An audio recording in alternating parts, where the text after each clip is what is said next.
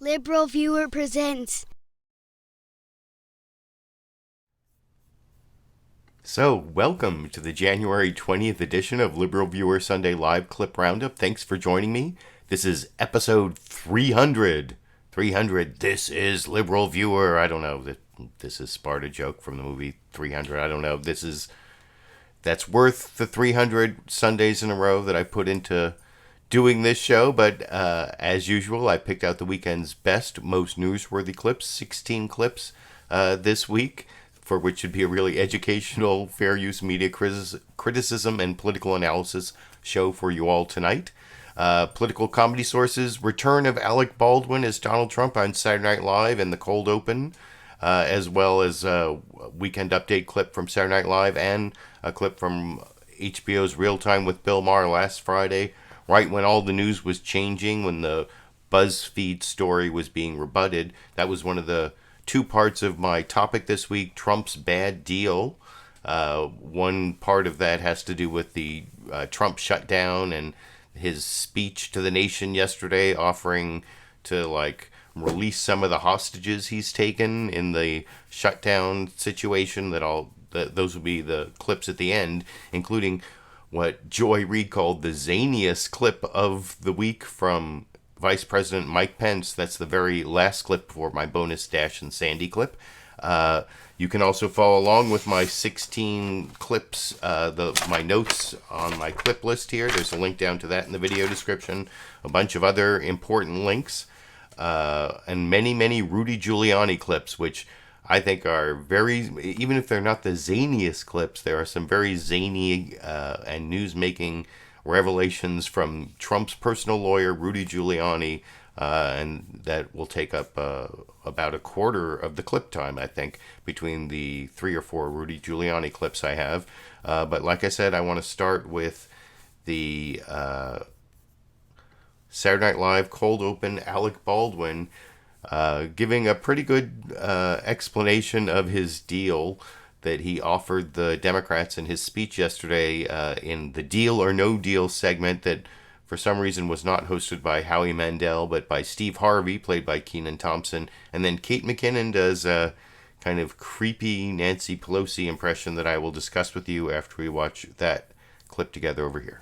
What was your counter offer today? I want $5 billion from my border wall, and in exchange, I'll extend DACA, and I'll release the kids from cages so they can be free-range kids.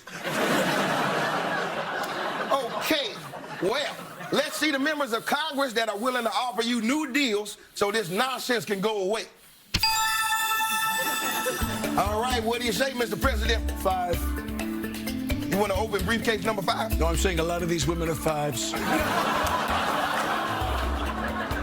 On the day of the Women's March. Okay, then I choose case number 3, Fancy Nancy Palooza. Still working on a nickname. That's a great start there, player. Okay, Speaker of the House, Nancy Pelosi. Nancy, how you feeling tonight?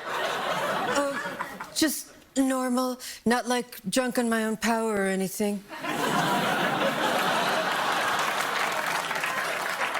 Okay. Now, you rejected the president's offer this afternoon. I'm afraid I did, which is a real shame because I hate saying no to you, Mr. Trump. Yeah. Okay, I'm scared. Let's just see what's in your briefcase, Nancy. Okay. $1 billion and you say Nancy's my mommy. Okay. $1 billion for the border security, that's a lot of money. Yeah, but it's not $5 billion, and I need $5 billion because that's the first random number I said. No deal. Oh, no. We're still fighting, Mr. Trump? My God, you almost gave me a heart attack. I'm so sorry, Mr. President. If the government's shut down, you can't do the State of the Union. It's for security reasons, not because I'm vindictive or anything. I can't do the State of the Union. And guess what? You're not flying to Afghanistan. Oh, no. I can't go on my vacation to a war zone. What will I do?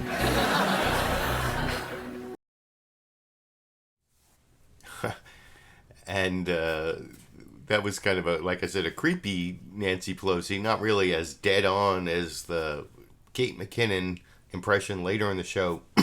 I don't have a clip of where she does her Elizabeth Warren impression, but at the Saturday Night Live channel on YouTube, at a link I put down in the video description, you can check that out. It was part of Weekend Update.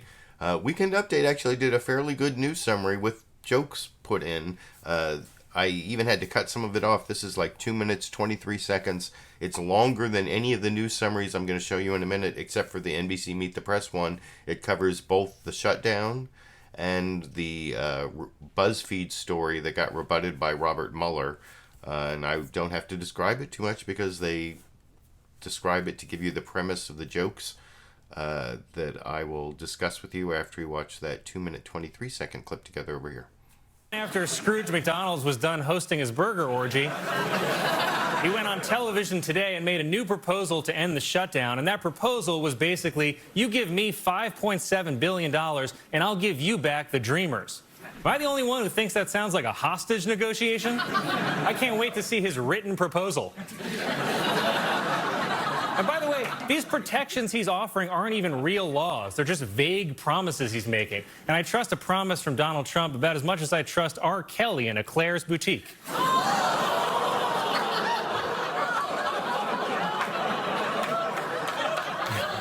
Yeah, I agree. That speech sucked.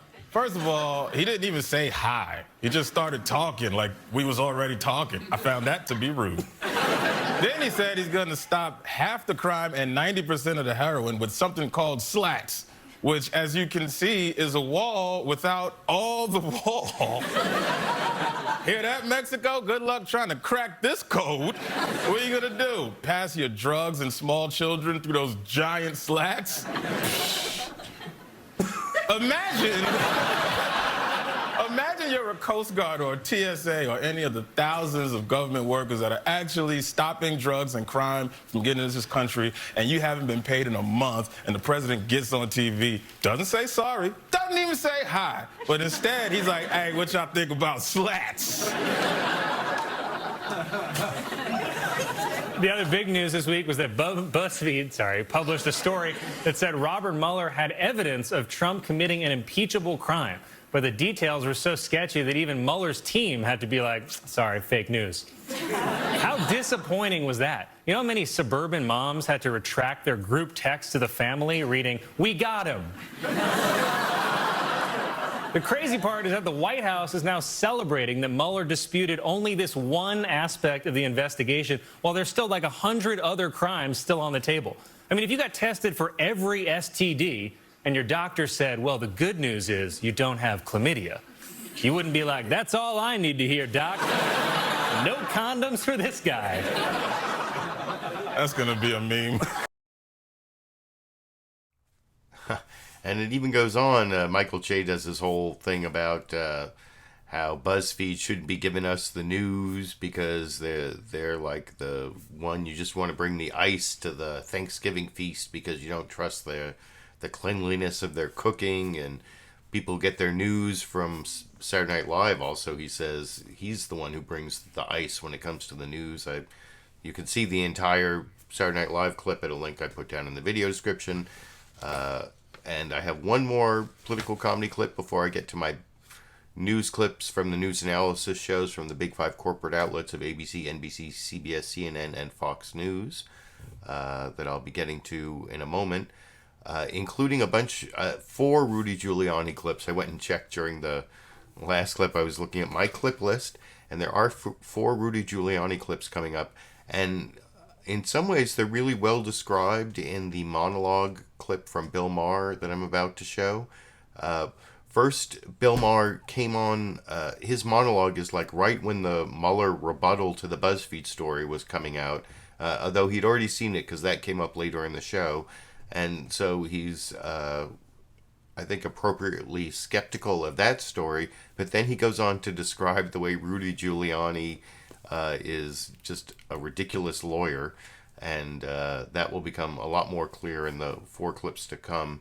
But one more thing I wanted to say about that Saturday Night Live clip that they pointed out, and this will be for the last 3 clips at the end when I get to the shutdown and the deal, the supposed deal that Trump offered, they talked about it as like hostage taking, because like all the things that Trump offered were like problems he created. He was the one who destroyed DACA. He's the one who destroyed the temporary protected status of other immigrants.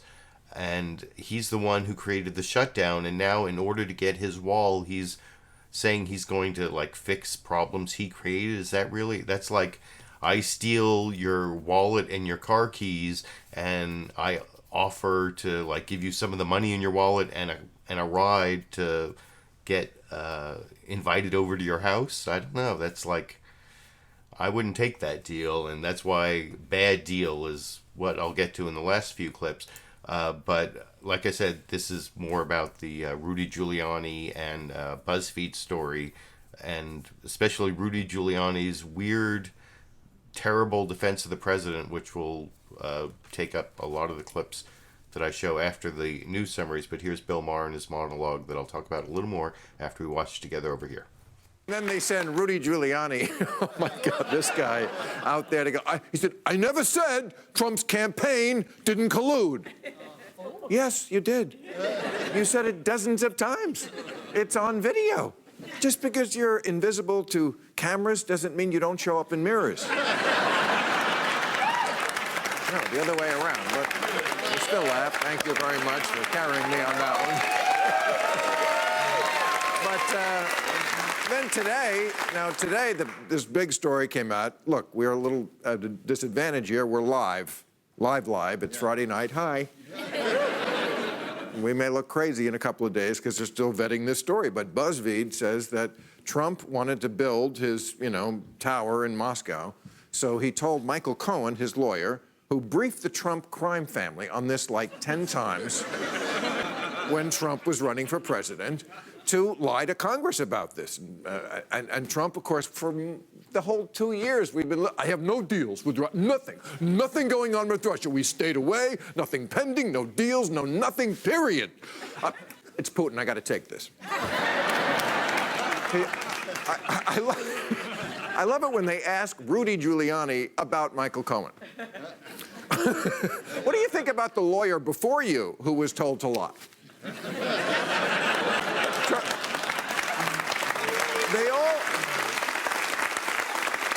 They all lie. Trump and Rudy, they lie so blatantly. Before the next news cycle, the lie has been disproved. And then when they're asked about Michael Cohen, the man's a liar. But you can't trust a man like that. For you, he's a liar. That's what his lies were for. My favorite legal defense of all time is, you can't believe my lawyer, he's in prison. And this...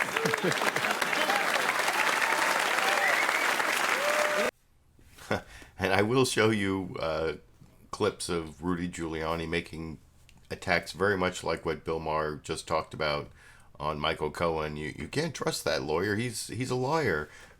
Trump's last lawyer was a liar. But Trump's current lawyer seems to change the story a lot too, which some of the things he says are pretty classic. And I'll show those clips after I show 4 news summaries. I'm going to show the NBC Meet the Press news summary, the ABC This Week with George Stephanopoulos news summary, CNN State of the Union, and then Fox News Sunday had some fire in the studio and ended up with some weird, like, did you ever see the movie Annihilation? They start off with this weird noise like from Annihilation and then have this weird Annihilation shimmer in the background. I don't know if they're being cloned by aliens from outer space, but that's the 4th news summary. Let me start off with the first and best news summary, as usual, comes from NBC's Meet the Press. A lot of people mentioned that today was the halfway point of the first term of Donald Trump, hopefully first and only term. And there's some possibility, as you'll see, that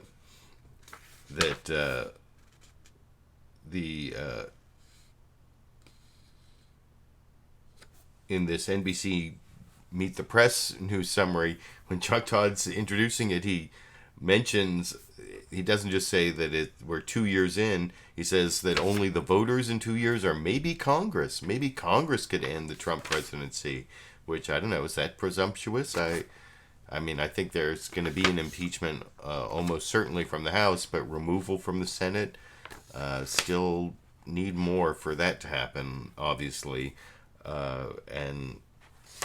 So that would be one of my criticisms. I don't know. You can let me know if you think that that's a little bit too much from Chuck Todd, but other than that, this is the most detailed, longest, best news summary. Although I don't think he mentions the whole State of the Union Nancy Pelosi trip thing that you got from Saturday Night Live. Well, I'll have to watch this again just to be sure, but I think this is like 3 minutes, 57 seconds. Covers just about everything from the last week except that over here. Believe it or not, it was 2 years ago today that Donald Trump took the oath of office, solemnly swearing to preserve, protect, and defend the Constitution of the United States. Ultimately, the president's fate will be decided by the voters next year, or perhaps by Congress if House Democrats do move on impeachment. The government shutdown is now in its 30th day, and the spread between Mr. Trump's approval and disapproval ratings has grown noticeably since the start of this shutdown. He went from 10 points underwater to 15, according to 538.com's polling average. Perhaps with that in mind, President Trump yesterday made a new offer: extend some temporary protection from deportation for some undocumented immigrants in exchange for that $5.7 billion that he wants for a permanent border wall. House Speaker Nancy Pelosi rejected the offer even before the president spoke. But Democrats are also getting a bit nervous, and they're offering $1 billion more in border security. They just don't want any of that money for a wall. At the same time, Special Counsel Robert Mueller's Russia report remains a potentially mortal threat to the Trump presidency. Still, the more immediate crisis facing this president and the country is the shutdown. And the best we can say there is at least the two sides aren't farther apart. Walls are not immoral. President Trump with a deal to end the government shutdown that top Democrats are calling a non-starter and hostage-taking. $5.7 billion for a strategic deployment of physical barriers or a wall. 3 years of legislative relief for 700,000 DACA recipients.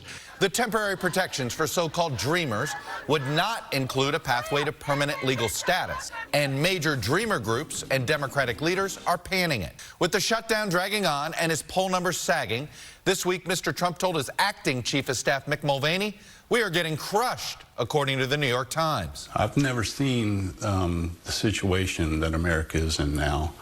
And a lot of it has to do with trust. I don't trust a lot of our politicians anymore. And hanging over the nation and Mr. Trump's presidency, the New York Times report that the FBI opened an inquiry in 2017 into whether or not Mr. Trump was working as a Russian agent as president. The Washington Post report that President Trump has gone to extraordinary lengths to conceal his conversations with Russian President Vladimir Putin. The acknowledgement by the president's lawyer that someone on his campaign may have colluded with Russia. I never said there was no collusion between the campaign or between people in the campaign. Yes, I have no idea. And then there's the upcoming testimony of Mr. Trump's former longtime lawyer, Michael Cohen, to Congress. Now to this new bombshell report. After a Buzzfeed story claimed the special counsel has evidence that Mr. Trump directed Cohen to lie to Congress last summer about plans for a Trump Tower in Moscow, special counsel Robert Mueller issued a rare statement on Friday night refuting the story. Quote, "BuzzFeed's description of specific statements to the special counsel's office and characterization of documents and testimony obtained by this office regarding Michael Cohen's congressional testimony are not accurate." The statement appeared to put the brakes on the growing number of Democrats in Congress who said that the allegations, if true, would be grounds for beginning impeachment proceedings immediately. If the president directed Michael Cohen to lie to Congress, then that's a clear case of participating in perjury and obstruction of justice. It's a total phony story, and I appreciate the special counsel coming out with a statement last night. And joining me now is President Trump's personal attorney, Rudy Giuliani. Mr. Giuliani. Like I said, I will have 4 Rudy Giuliani clips, a couple from Meet the Press and a couple from CNN State of the Union. But I was right. It's been like the week was so long with so much news that the whole like State of the Union retraction and the Nancy Pelosi Afghanistan trip did not make the NBC News Meet the Press news summary, but otherwise I thought it was pretty good, other than that criticism I made before I showed the clip about saying this is like 2 years into the Trump presidency and it can be ended by the voters in another 2 years, or maybe Congress. I don't know. The ABC This Week with George Stephanopoulos clip, I think, well, it's with co-anchor Martha Raddatz was hosting this week, and she did a much briefer news summary. It's a minute 44 seconds where she talks about it being the halfway point, doesn't say anything about how Congress could make it more than the halfway point of the Trump presidency, although I suppose that's true. Although there is one little like editorial comment added where she, I was saying, and you heard that the Democrats' reaction to Trump's offer in his speech yesterday, it's a non-starter, it's hostage-taking, and so Martha Raddatz says that it's not a offer of compromise, but it's what Trump says is a compromise, and I appreciate at least that editorial distance from not taking Trump's position in the news summary from ABC's This Week with George Stephanopoulos, hosted by Martha Raddatz this morning, that I will talk about with you after we watch it together over here. Good morning and welcome to This Week. Today marks the official halfway point of President Trump's first term, exactly 2 years since he took the oath of office. Today also marks day 30 of the government shutdown, the longest in U.S. history. And after weeks of stalled negotiations and 10 days since his last meeting with Democratic leadership, President Trump, once again, took his message directly to the American people, delivering a televised address from the White House yesterday, offering what he characterizes as a compromise, extending protections for so-called dreamers and those with temporary protected status for 3 years in exchange for $5.7 billion to fund part of his border wall. This is not a 2,000-mile concrete structure from sea to sea. These are steel barriers in high-priority locations. Our request will add another 230 miles this year in the areas our border agents most urgently need. That is our plan. Border security, DACA, TPS, and many other things. Senate Majority Leader Mitch McConnell says he will bring that bill to the floor. But Speaker Nancy Pelosi has already called Trump's proposal a non-starter, saying he should open the government first. So does Trump's plan have any chance of breaking this stalemate, or are we back at square one? We'll ask a Republican senator who worked closely with the president on this proposal. But first, let's bring in the latest Democratic senator to jump into the 2020 presidential race, Kirsten Gillibrand of New York. And Kirsten Gillibrand was on a couple shows. I didn't take any of her clips, but if you want to watch the entire shows yourself, I've put links down in the video description. No James Lankford clips. I do have a clip of the incoming chair of the House Homeland Security Committee, Bennie Thompson, that I've edited together with this interview Martha Raddatz did with the chief Border Patrol agent in the San Diego area, talking about how they do need some sort of barrier, and that'll, like I said in the last few clips at the end, about the whole shutdown and the wall fight. But most of my coverage is really going to be on the real problems that the Trump presidency is having because of the Mueller investigation, not just the Buzzfeed story that was rebutted, but all the other things, and Rudy Giuliani breaking news about how Trump was lying about having business in Russia all during the campaign, and his parsing of words to fix that.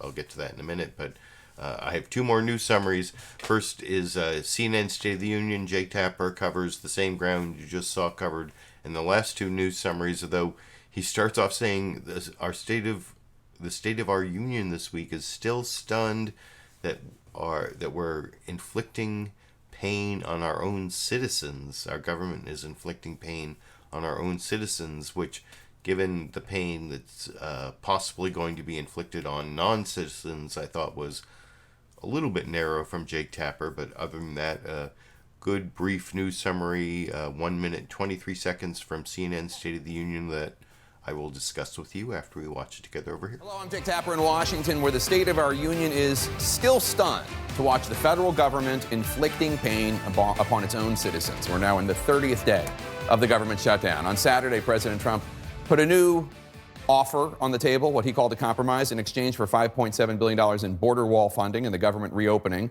The president now says he will restore protections for some 700,000 so-called dreamers, protections for 3 more years, as well as protections temporarily for some 300,000 undocumented immigrants whose temporary status is set to expire. The deal was praised by Senate Republicans, panned by the conservative right, and Democrats immediately rejected the potential compromise. Speaker Pelosi called it, quote, unacceptable and a non-starter.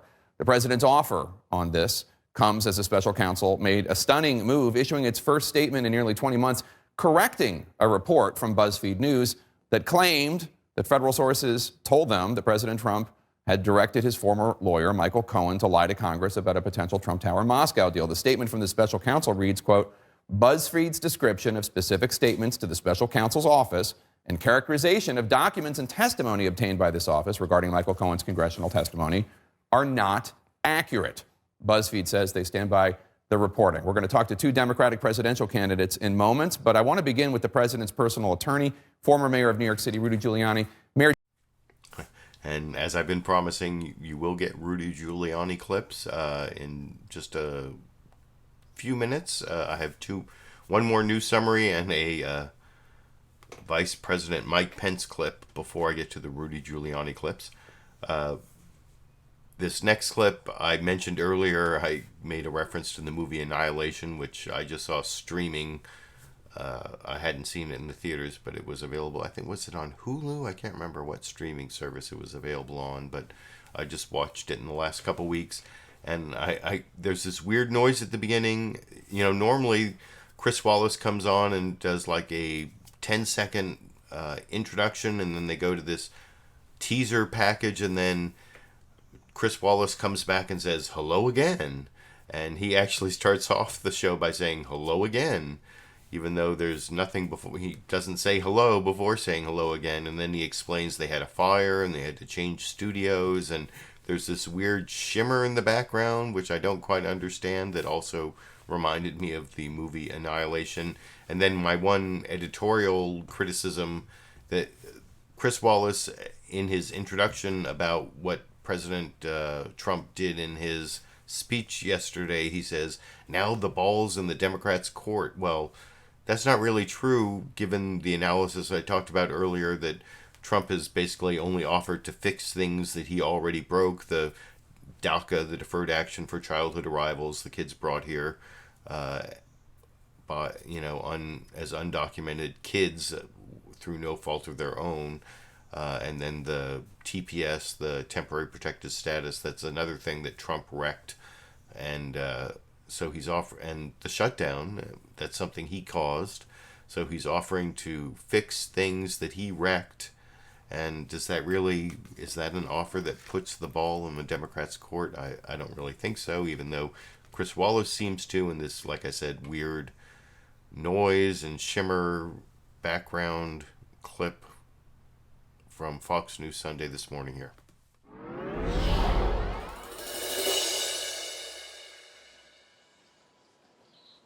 And hello again from Fox News in Washington. And if things look a little bit different here today, that's because of the fact that we had a fire. Yes, a fire in our building on North Capitol Street. And so we're over at our wonderful affiliate, WTTG, in Northwest Washington. But we're going to put on a show today. We may not have a lot of the bells and whistles we normally have. But just take a little time travel and pretend you're back in the 1950s, and you'll feel very comfortable about that. The ball is now in the Democrats' court after the president made an offer yesterday trading full funding for the border wall, $5.7 billion in return for temporary protected status for the Dreamers and for refugees in this country, as well as reopening the shutdown. The disruption keeps growing after the standoff over the president's border wall reaches day 30. Yes, we are into the 5th week of this shutdown, and we are honored on this very irregular program to have the Vice President of the United States, Mike Pence. Mr. Vice President, welcome. Thank you for being with us. Thank you, Chris. Good to be here. Okay. So, yeah, that was kind of weird, just the special effects in that clip, and I pretty much pre-criticized that clip before I showed it. I do want to show one clip of Chris Wallace's interview with Vice President Mike Pence. It's the only other Fox News clip I'm going to show. It starts off seeming like Chris Wallace is going to be a little bit confrontational, do a little bit of journalism. He asked Mike Pence, about this Buzzfeed story being rebutted by Robert Mueller. Doesn't that mean that Robert Mueller has credibility? He's not conducting the witch hunt that Trump has said over and over again. And the only thing Mike Pence says about that is, well, Trump said something nice about Mueller after he did this, never addresses the witch hunt thing, and instead goes into how bad the media is and attacking the media. And the only follow-up from Chris Wallace is not, well, what about Mueller? Isn't he doing good things? And he also never asked the Vice President of the United States about all the other things that have come out, even like that the FBI was investigating Trump as a possible Russian asset. That came out. They didn't ask him about that at all.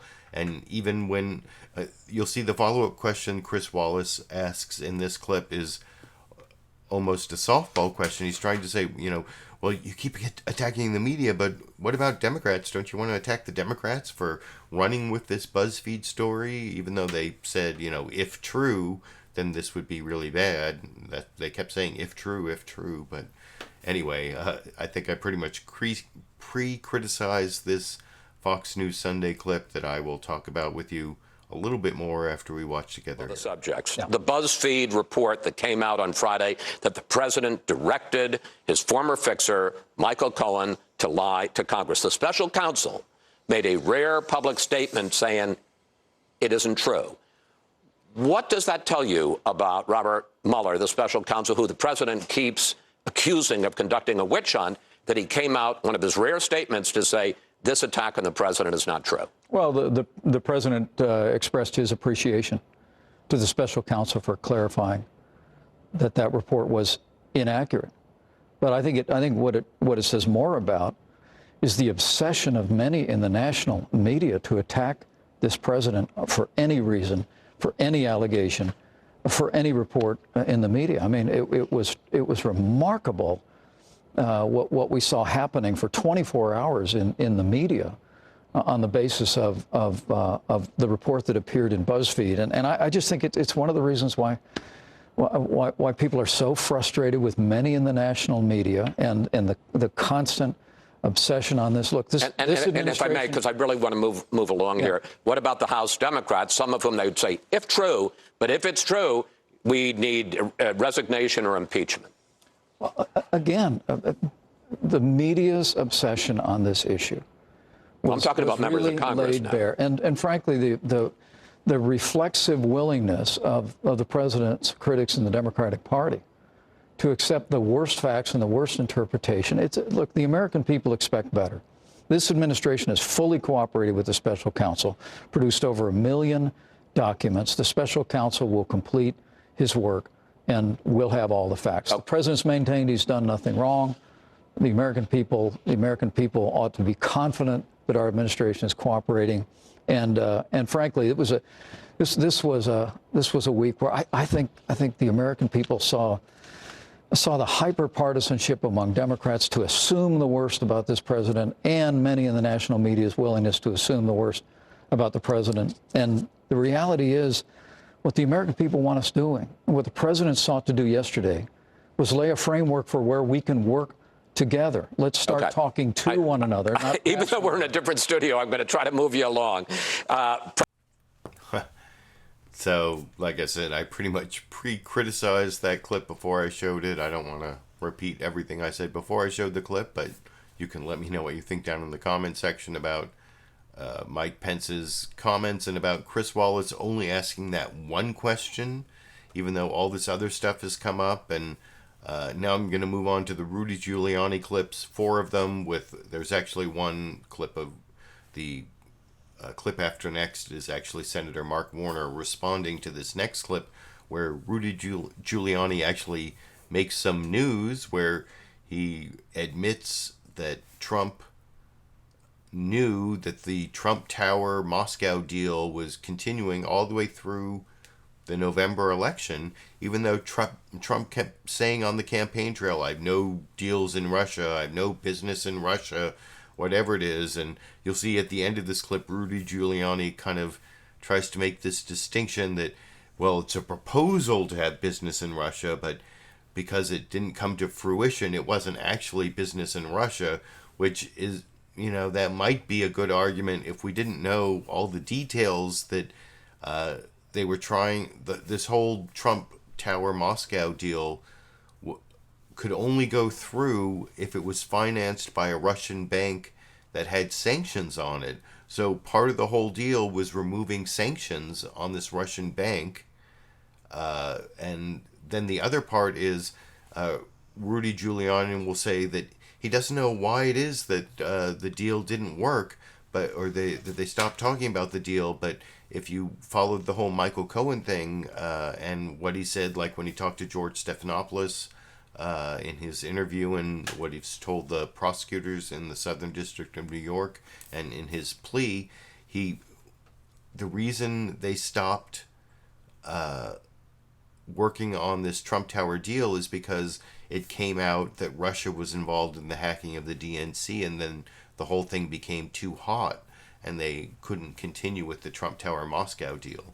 So that is I guess I've kind of criticized this NBC Meet the Press clip for Chuck Todd not following up on any of that, and then not even really making him asking him about how Trump said over and over again on the campaign trail that this, he had no business in Russia, although I'll talk about that a little more after we watch this clip together here. Clarify, talks of Trump Tower Moscow went as late as October or November of 2016, even in some form. Could be. The president's recollection is I talked about it with him in 2015, 2016. Can't tell you the exact sequence, can't tell you the exact dates. We talked about the project. We talked about the fact that he was going to send in a non-binding letter of intent. And then at some point, he came to me and informed me that it didn't go anywhere. Do you know why it didn't go anywhere? I don't, actually. No, I don't know why it didn't go anywhere. Nor does the president really know exactly why. I mean, there are a lot of these things that happen in a business like his. You send in a letter of intent, and maybe 1 out of 3, 1 out of 4 turns out to be a project. It's like a very early stage proposal. But this, as far as the president was concerned, an active project to at least October or November of 2016, an active potential deal. Yeah, I would say an active proposal. It's like my business. I make proposals to do security work. Probably got 6 of them out right now. If you would ask me what countries am I doing business in, I'd just tell you the 2 I'm doing business in, not the other 6, because I may never do business there. Let me ask you about what you said on... So, yeah, Chuck Todd doesn't follow up on any of the things I mentioned before. I showed the clip. He, changes the subject, although you can see that he kind of is realizing that Rudy Giuliani at the end of that last clip had sort of his answer ready for Trump saying on the campaign trail over and over again he had no business in Russia, but it was a proposal that didn't come to fruition, so it wasn't business. And that actually Rudy Giuliani used that same answer when Jake Tapper did follow up with him, but that is breaking news about how long Trump knew about the Trump Tower deal all the way through the election. So he was lying about it on the campaign trail, I think, based on all the details I talked about before I showed that clip. And here's Mark Warner also talking about that to Chuck Todd right after Rudy Giuliani broke that news over here. Senator, the shutdown is first and foremost on your mind. I get it. It's a part of the reason why we wanted you on this morning. But Mr. Giuliani seemed to make some news this morning that we had not heard before about the Trump Tower Moscow deal. He's now saying it was an active potential proposal, at least through October of November. Is that news to the Senate Intelligence Committee? That is news to me, and that is big news. I mean, why, 2 years after the fact, are we just learning this fact now, when there's been this much inquiry? And I got to tell you, Chuck, I would think most voters, Democrat, Republican, Independent, you name it, that knowing that the Republican nominee was actively trying to do business in Moscow, that the Republican nominee, at least at one point, had offered, if he built this building, Vladimir Putin, a free penthouse apartment. And if those negotiations were ongoing while up till the election, I think that's a relevant fact for voters to know. And I think it's remarkable that we're 2 years after the fact and just discovering it today. What does this mean to you? He, throughout the campaign, said, I had no deals with Russia, I have no business with Russia. I think reasonable people would disagree that I have no business with Russia, and an active potential deal does sound like you want business with Russia. So maybe he's going to parse the sentence here. What does that say to you about his, what does that question? Does that question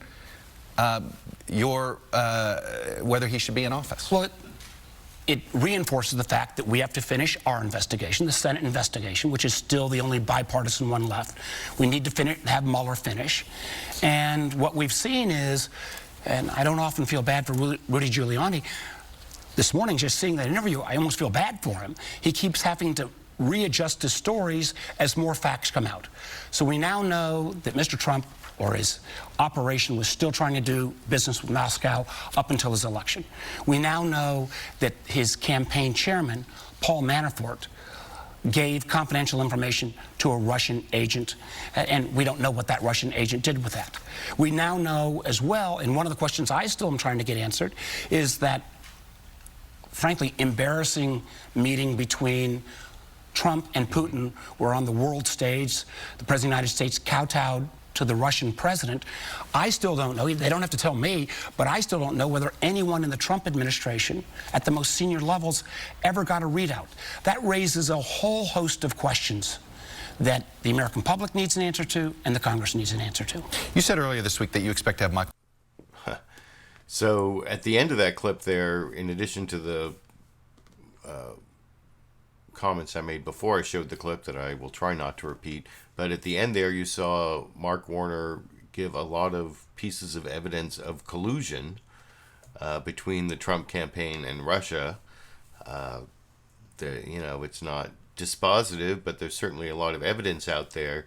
And one of the weird things that happened this week regarding Rudy Giuliani, and that's what this next clip is about, he was on primetime with Chris Cuomo on CNN, and he all of a sudden said, I never said there was no collusion between the Trump campaign and Russia, just that Trump himself never colluded, and that he never committed the one crime he could be charged with, which is conspiring to hack the DNC. That was, and so this next clip is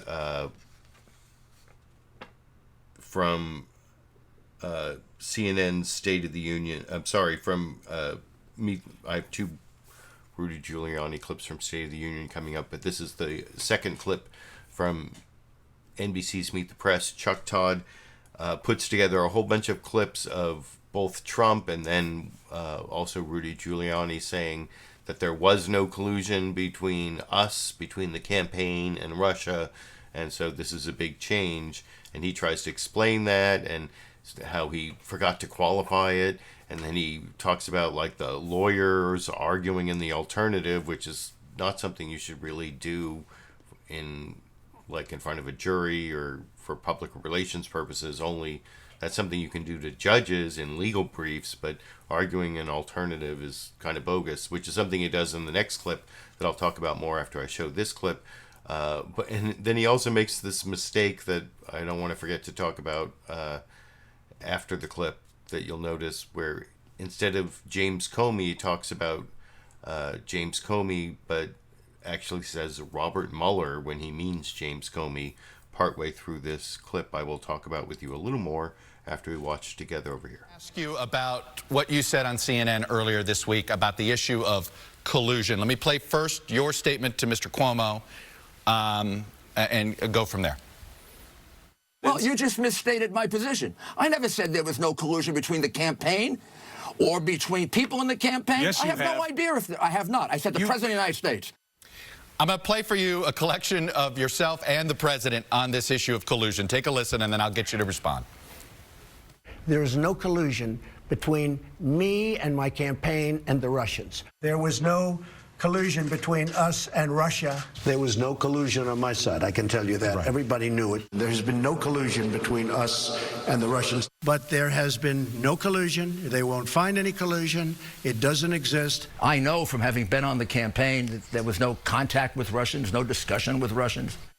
All right. Now, you have said you now are creating a specific that it's just the president there was no collusion for. It does seem like a change. You said it is not. Why shouldn't we view this as a change? Well, I'll tell you, because each time I said that back then and each time the president said it, I shouldn't say each time.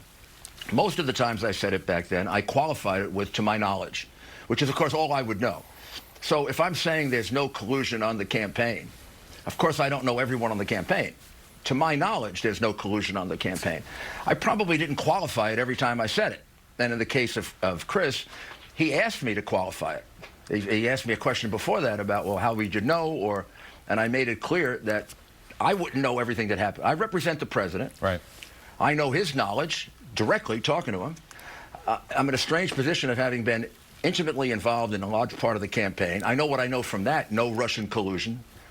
But how do I know if somebody, I mean, like when Papadopoulos came along, there was a big furor about how he might have been colluding with the Russians. Turned out that he wasn't.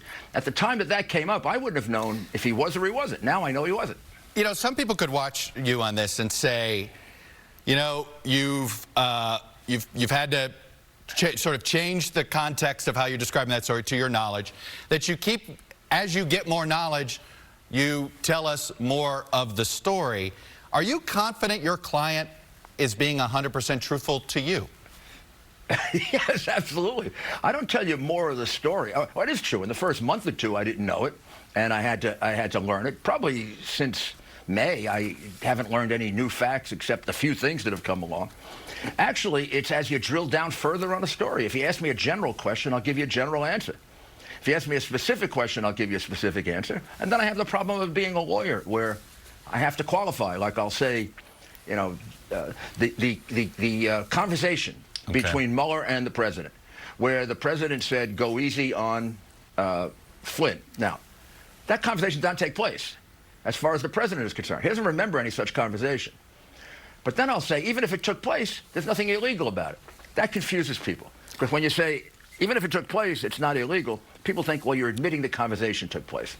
It's a complexity that happens because of, I guess, the difficulty of this subject.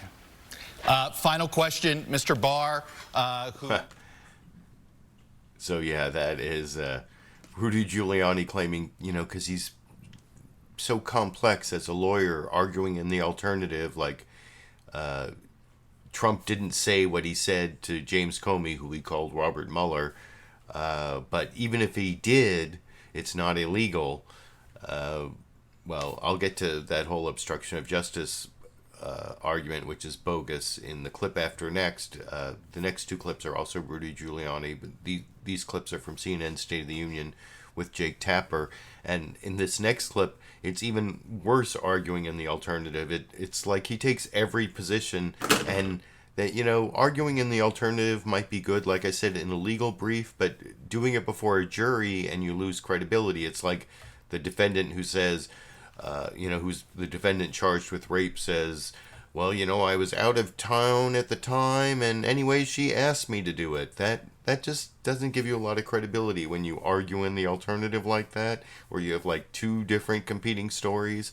Well, you'll see here that Jake Tapper asks Rudy Giuliani if Trump talked, not if he asked Michael Cohen to lie about in his testimony to Congress, which was the Buzzfeed story, but did he ever talk to Michael Cohen about his testimony? And you'll see in the answer here, Rudy says, you know, I don't know. I don't think so. I don't know why he wouldn't. Of course he should have. And it's like he goes through like all the possible answers. And then in this answer, you'll also see him attacking Michael Cohen pretty heavily, kind of in the way you saw Bill Maher making fun of in the Bill Maher monologue clip I showed, where he was saying, you know, Trump's last lawyer was a big liar. And of course, I'm totally telling the truth for Trump now. Or, well, that's part of this Rudy Giuliani clip from CNN State of the Union. 1 minute, 58 seconds. I'll discuss with you a little more after we watch together over here. Let's be careful. Let's get to the facts of it. Did President Trump... Let's go. Let's do it. Did President Trump or anyone on the Trump team talk to Michael Cohen about his congressional testimony before he gave congressional testimony or after he gave congressional testimony? I can tell you, first of all, I wasn't the lawyer at the time. Right. Michael Cohen's lawyers reviewed his testimony with him. Yeah, but did President Trump No, or anyone... no, let me answer the question. Okay. As far as I know, President Trump did not have discussions with him, certainly had no discussions with him in which he told him or counseled him to lie. If he had any discussions with him, they'd be about the version of the events that Michael Cohen gave then, which they all believe was true. I believed it was true. I still believe it may be true because unlike these people who want to just believe him, I believe Michael Cohen is a serial liar. If you can figure out when Michael Cohen's telling the truth, you're better than I am, Jake. And that's what happened to BuzzFeed. They bought a totally phony story. They weren't going to buy it unless they got some phony stuff about federal agents, and then they went with it because they're the same ones who published the Steele dossier when no one else would do it. They obviously have a hatred for the president. But you just acknowledged that it's possible that President Trump talked to Michael Cohen about his testimony. Which would be perfectly normal. Which the president believed was true. So it's possible that happened, that President Trump talked to Michael Cohen about his I don't know if testimony. it happened or didn't happen. And it might be attorney-client privileged if it happened, where I can't acknowledge it. But I have no knowledge that he spoke to him. But I'm telling you, I wasn't there then. So it's not significant because the version he gave to the... But he's convicted of, one of the things he pleaded guilty to, I believe, is lying to Congress about the Trump Tower deal. Which time? Well, I'm talking, Jay? You can pick your time. Right, but about the Trump Tower deal. About the Trump Tower deal. But he's pleading guilty to get a reduced sentence, which means he's saying what the prosecutor wants him to say. But you just acknowledged that President Trump might have talked to him about his testimony. And so... And that goes on, and there's a lot of repetition in that answer. I kind of cut it off there because I think you get the gist of it there, and you get the Michael Cohen attacks, and I went through almost all the positions about whether Trump talked to Michael Cohen about his testimony before he lied to Congress, and he got, I don't think he did, I don't know if he did, it wouldn't matter if he did, why wouldn't he have, he must have, or he didn't say he must have, but then there was that one part where he said, I don't know if he did, but because of attorney-client privilege, if I did know, I'd probably say I didn't know. So I'm probably lying to you now because of attorney-client privilege or whatever. That was amusing to me just as a lawyer to watch that. But the last thing I also found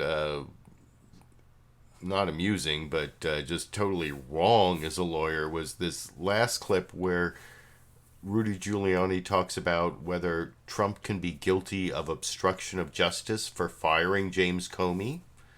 And that was one of the things, another thing that happened this week that got almost no coverage. There was a couple questions about it that I didn't take about. Bill Barr had his hearings to be the new Attorney General, and he had given the Trump team this 19-page memo suggesting that the president can't be guilty of obstruction of justice.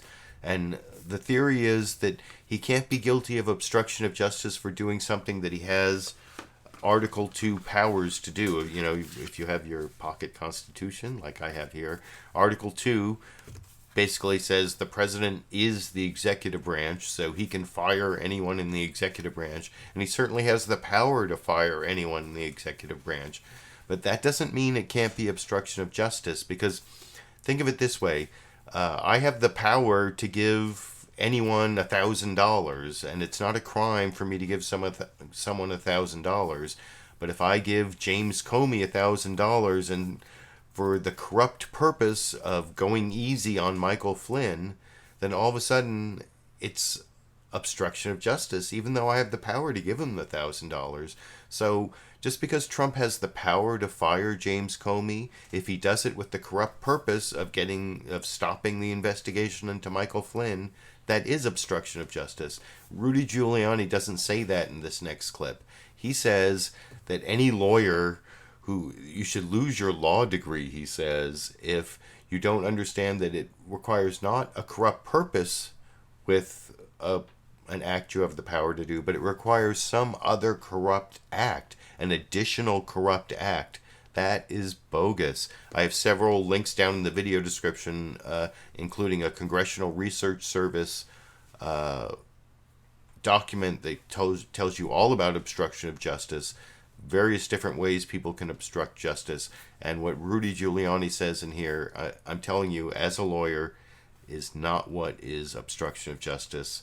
And it makes me wonder what the evidence of obstruction of justice that's going to come out, that he must have really corrupt purpose. But we already know that from, he told Lester Holt on NBC's Nightly News that he was thinking about Russia when he did it. He had the corrupt purpose. But anyway, here's the final Rudy Giuliani clip that I will play for you and then discuss a little more after we watch together here. Not possible for the president to have obstructed justice? That's an impossibility? No, of course not. The president can obstruct justice. He can't obstruct justice exercising his powers under Article 2 of the Constitution if that's what he's doing, and that's what he did. That's the point of Bill Barr's memo, which Bill Barr's, the simplistic analysis of this is, again, designed just to go after Donald Trump. Here's the point that Bill Barr makes, which I think 75% of lawyers and 90% of constitutional lawyers would agree with. If the president of the United States today fires one of his cabinet members, he cannot be prosecuted for obstruction of justice. He would have to do a corrupt act in addition to that. If he goes up to his cabinet member and says, if you don't do this, I'm going to break your legs, right? Or I'm going to take money away from you, or I'm going to have your wife put under investigation. Now we have obstruction of justice. All he did with Mueller is, all he did with Mueller is fire him with the support of Rod Rosenstein, the Deputy Attorney General, who advised it, who was in charge of the investigation. So, if that were a crime, how could he be in charge of the investigation? So you say the obstruction of justice... It would be a complete, absolute, unbelievable conflict of interest. The analysis of this is so stupid and simplistic, and you have lawyers that come on this television show. Yeah. Or this network and other networks and support it, and they should hand in their law degree. Okay. But let me ask you a question. You're talking about these threats that the president did not commit, and as to why that would be inappropriate, but the president has not done that. The president is repeatedly calling publicly on Judge Jeanine's show, on Twitter, he's repeatedly calling for an investigation into Michael Cohen's father-in-law ahead of Michael Cohen's testimony before Congress. By your own definition, isn't that obstruction or attempting to intimidate a witness? No. Now, if you made that obstruction, I can't defend anybody. To say you're telling me this guy is testifying against me, his father-in-law should be testifying. We are so distorting the system of justice just to get Donald Trump. It's going to hurt us someday. So it's okay to go after the father-in-law. Now, of course it is. If the father-in-law is a criminal and the Southern District of New York, in the plea, wanted him to go to jail and said he's lying, they don't buy the special counsel's approach. They say he's lying because he's holding back information that is far more damaging than the lies that he's sharing with them now. Now, what's that information about? Yeah. It's about his father-in-law. We talked about Ukrainians. His father-in-law is a Ukrainian. His father-in-law has millions and millions. Of course it's not. I'm telling you, it comes from the Ukraine. The reason that's important is he may have ties to something called organized crime. Because he's Ukrainian? Michael Cohen is refusing. Well, there's an organized crime group in Ukraine, organized crime group in organized Russia, crime organized everywhere. Crime group. Organized crime in Brooklyn, organized crime in the Bronx. I mean, you know, that I think that's making the leap. Oh, well, that's okay. He can have ties to organized crime. They can have bank fraud. That's just fine. When somebody testifies against your client, you go out and you look at what's wrong with them. Why are they doing it if they're not telling the truth? He's doing it because he's afraid to testify against his father-in-law, because the repercussions for that will be far worse, I think, than the repercussions for lying here, because now he gets applauded in New York where the crazy anti-Trumpers applaud for him. So he goes and testifies against some people. Let me finish. Yeah. He goes and testifies against some people that are possibly in organized crime. They ain't going to be applauding for him when he goes into a restaurant in Brighton Beach, Brooklyn. Believe me, I did this for 15 years of my life. This guy is lying. It's disgraceful that you're relying on Cohen. It's disgraceful that Democrats in Congress would put a liar like. And BuzzFeed got in trouble yesterday. I'm not relying on because Cohen they relied on Michael Cohen. More attacks on Michael Cohen, and the thing is, he's Rudy Giuliani.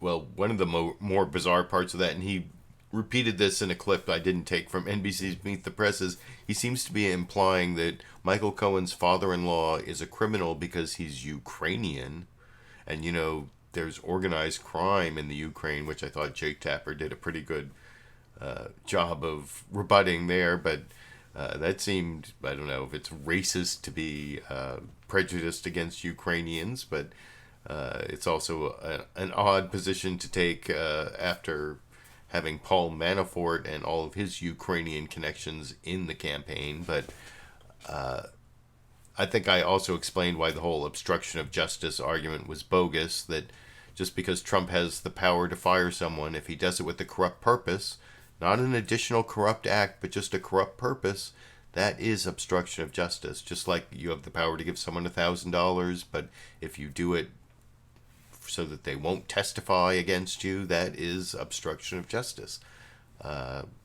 It's a bogus argument. I don't know how he gets away with it. And he seems to think that the Southern District of New York is totally accurate when it comes to indicted charges against Michael Cohen's father-in-law, but that they're totally wrong when they've accepted a plea from Michael Cohen that he was directed by the President of the United States to commit campaign finance felonies. So that is another bogus thing in Rudy Giuliani's interview there that was not followed up on by Jake Tapper, but there's only so much bogosity you can deal with in one interview, I guess. I can't really totally criticize Jake Tapper for that, but that's the last of the Rudy Giuliani clips, and that's the last of the terrible trouble that Trump is in with the ongoing Mueller investigation. Despite the rebuttal of the Buzzfeed story, there's more than enough trouble for Trump's presidency to really be in danger, even though it'll be difficult to get the 67 senators to remove him. Impeachment is pretty much inevitable, and whether there will be 20 Republicans to join 47 Democrats to remove Trump and install Vice President Mike Pence is, that depends on what the Mueller report says. Supposedly coming out in the next month or so. We'll be covering that and the impeachment. Assuming that all happens. But the next three clips are more about the shutdown, and especially about the immigration debate, the wall, and the deal that Trump offered. This first clip I've edited together. Martha Raddatz did a good story on the border crisis and the wall, talking to both the chief border patrol agent in San Diego, and then talking to some of the people who were seeking asylum who really had good asylum claims, and children, women who have been subject to rape and violence and all sorts of things that are really heartbreaking. But the clip I took here is the chief border patrol agent talking about how some barriers are helpful to the Border Patrol, and then Martha Raddatz asks the incoming House chair of the Homeland Security Committee, Bennie Thompson, about what the Border Patrol agent said, and I thought that was a useful dialogue between those two sides, and it shows where there could actually be a compromise and end to the shutdown, which I will talk about with you a little more after we watch that clip together here. Negotiations over the border have stalled, but Scott says CBP needs that wall. We cannot effectively control the border without barriers to slow down illegal entries. But it's not a silver bullet. Trump claims the flow of drugs would be stopped by a border wall, but the majority of drug traffic comes through legal ports of entry and some through tunnels. A border wall won't directly impact that, but what it does is it allows me to free up personnel to focus on that threat. Apprehensions along the border have generally declined for nearly 2 decades, but recently there's been a dramatic influx in the number of families crossing the border, more than 100,000. You just heard the chief of border protection for the San Diego sector tell me barriers are an essential part of effectively controlling the border because it allows for agents to focus on specific threats like smuggling drugs. And he was showing me exactly the kind of barriers that President Trump was talking about, those steel slats, see-through. So why are Democrats opposed to any physical wall in addition to updated technology? Well, I don't think Democrats are opposed to any physical barriers. It's just the president constantly evolves his description of the wall, just as he indicated Mexico was going to pay for whatever was there. So what we have to do is sit down, work through this, and let the public know exactly what we're talking about and what they can expect. And we're not there yet. Democrats historically have supported certain barriers, certain other things to protect this country. But I am a believer in technology. Technology is the force multiplier for border security. If we do it right, then we can get, I'm convinced, the kind of border security that we need. But I want to go back to that chief again. And you say you like technology. He wants that wall. Are you standing firm that you will not negotiate on a wall itself, or is there wiggle room with that wall? I'm saying that we will sit with the chief, the president, or whomever, and we'll work through it. So you wouldn't rule out a wall? I would not rule out a wall in certain instances. Now, the notion that we can't have barriers is just something that's not true. But again, Martha, you have to have a plan. And the plan that the president initially started with is not where he is now. And so we don't know where he will be tomorrow. But clearly Democrats are for border security, but we're not for this constantly moving the ball just for a talking point. Mr. President, Democrats will work with you, but you can't pick what Democrats you work with. We have picked our leaders, and you have to work with our leaders. And I encourage you to do that. So I thought that was a really reasonable position, and it shows where there can be some compromise that, barriers, walls, steel slats, whatever, there are places on the border where Democrats are willing to fund that. And I think the other types of border security have been, Democrats have voted for that a lot of times. And I thought that was a good report from Martha Raddatz and a good use of it as a device for questioning Bennie Thompson, who's now the chair of the House Homeland Security Committee. That last part where Bennie Thompson was talking about how they have to respect who our leaders are, that came up in the CBS Face the Nation interview with Vice President Mike Pence. And this is the clip I talked about earlier that Joy Reid on AM Joy called the zaniest clip, despite all those zany Rudy Giuliani back and forths with Jake Tapper and Chuck Todd.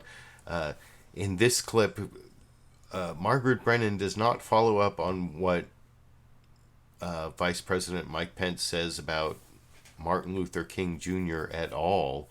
And that's because I think she was following up on that point from that kind of what Bennie Thompson said in that last clip about who are the Democrats who support this. Apparently, and you'll see Mike Pence talks about the Problem Solvers Caucus, and there are Democrats who he can't name because he doesn't want to expose them to the leadership, but there are Democrats who support the president's plan. And so Margaret Brennan was kind of intent on following up on that and totally fails to follow up on the zany thing that our Vice President Mike Pence says comparing Martin Luther King Jr. and Donald Trump in this clip. Which Democrats are supporting it, though. Right.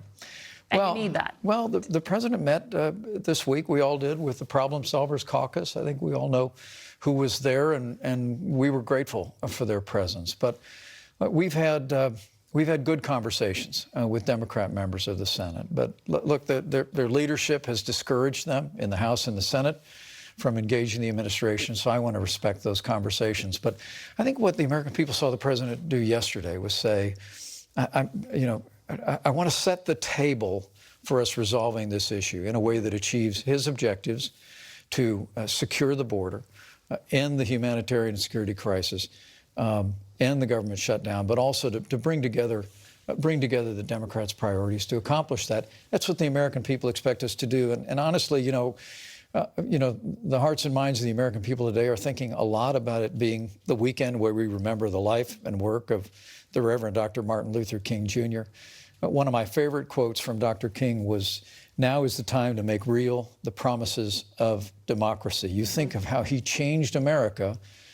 He inspired us to change through the legislative process to become a more perfect union. That's exactly what President Trump is calling on the Congress to do. Come to the table in a spirit of good faith. We'll secure our border, we'll reopen the government, and we'll move our nation forward, as the president said yesterday, to even a broader discussion about immigration reform in the months ahead. You've said that this offer on the table is not amnesty. The president this morning tweeted something that I'd like you to... What? You see, I included the follow-up there because you see Margaret Brennan just let that whole Martin Luther King Jr. thing go. Like, the promise of our democracy, Donald Trump is the promise of our democracy. Donald Trump is fulfilling the promise that Martin Luther... That was quite a reach there from Vice President Mike Pence. And in some ways, it's... I don't think Donald Trump was what Martin Luther King Jr. had in mind in any way, shape, or form. In fact, I think over on... I talked about AM Joy earlier, that they said that was the zaniest clip. They also had a clip of Martin Luther King Jr. at the Berlin Wall talking about how walls are show the bad side of mankind and the divisions, and the Berlin Wall, of course, is not quite Donald Trump's wall, but I don't think Martin Luther King Jr.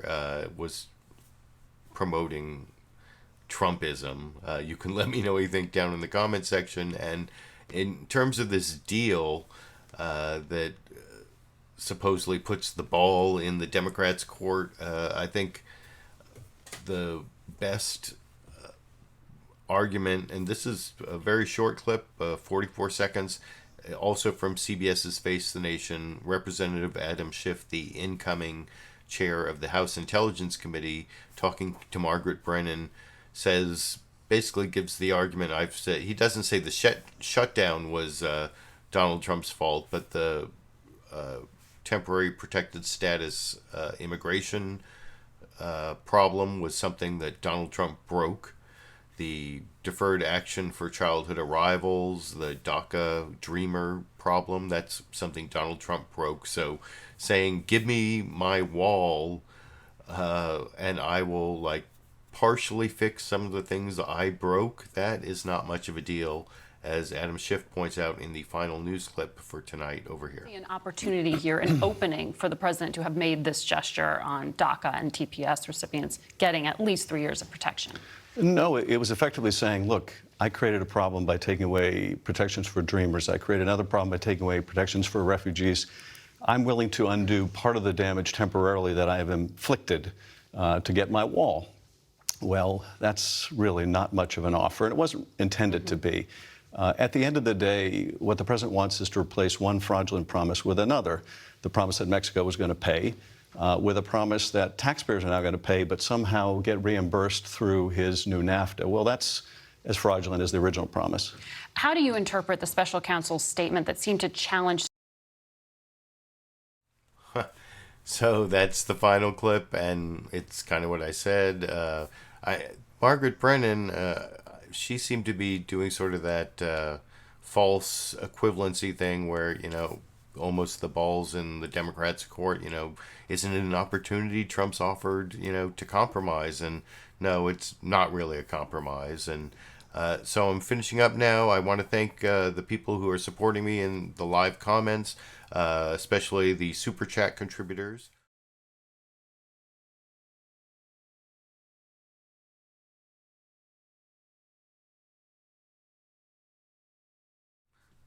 Thanks to all of you. Thanks to the people who give me a thumbs up, who give me supportive comments. Also, my monthly patrons on Patreon. I really, that's something I can depend on into the future. There are links down to Patreon in the video description. Also, you can give me a direct contribution on PayPal at the $10 level, both on PayPal and Patreon. I will send you this ACLU Pocket Constitution along with at the $5 level, I give out these weatherproof vinyl #LiberalViewer stickers, and I send those along with the constitutions at the $10 level. And for the Dash and Sandy fans out there, I do have, where's my Dash and Sandy clip? I processed it earlier, but I didn't have a chance to import it. Oh, maybe it's in the downloads. Yeah, there it is. Okay, good. So yeah, Dash and Sandy were waiting at the door together to go. We had like funnel clouds and rain here. It's been very stormy. And so when the rain finally stopped, they were both waiting to go out the door. And I have 17 seconds of Dash and Sandy going out into the wet post-rain Sacramento backyard over here.